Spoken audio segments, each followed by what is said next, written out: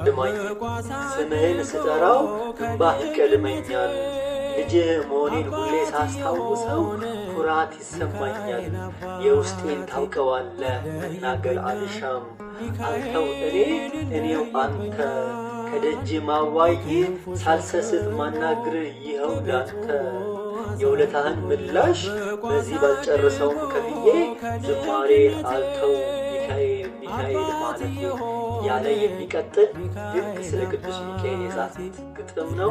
በውስጡ ደግሞ ብዙ ጽንሰ ሀሳቦችን የያዘ ስለሆነ ሰኞ ከቀኑ 12 ሰዓት ላይ ይፎሰታል።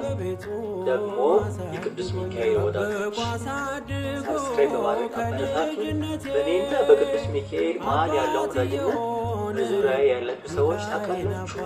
ደግሞ ቅዱስ ሚካኤል የኔ ብቻ ሳይሆን የሁላችሁም ወዳጅ አባት ስለሆነ ቅዱስ ሚካኤል ወዳጆቼ ደግሞ ሰብስክራይብ በማድረግ አበረታቱ።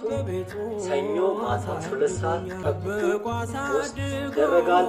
አይታችሁ ደግሞ የቅዱስ ሚካኤል ወዳጆች ከወደዳችሁ ሰብስክራይብ፣ ላይክ፣ ሼር፣ ኮሜንት በማድረግ አበረታቱ።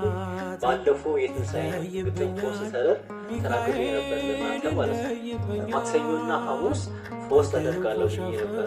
ካሁን በኋላ ያሉ ግጥሞቼ ማታ 2 ሰዓት እና አንዳንድ ነገሮችን ደግሞ ሳጠና በዛ የሚያስኬድ ስላልመሰለኝ እንደሰጡት ሰኞ 12 ሰዓት፣ ሮብ 12 ሰዓት በሳምንት 2 ይሄ በቃ መቼም የማይቀየር ቅራት ስለሆነ በፊትም ደግሞ ከዛ ቃል አስገብቼ ስለቀየርኩኝ ይቅርታ እያልኩ ከአሁን በኋላ ደግሞ እንደማይደገም ያው ቃል ገብቻለሁ።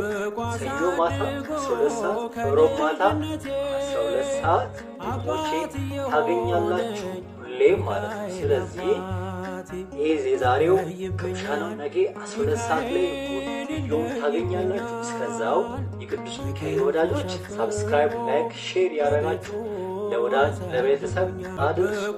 ስለነበረን ጊዜ አመሰግናለሁ። ነገ ማታ 12 ሰዓት እንገናኝ። መልካም ጊዜ። የቅዱስ ሚካኤል አማላጅነት ከሁላችን አይለይ። አሜን።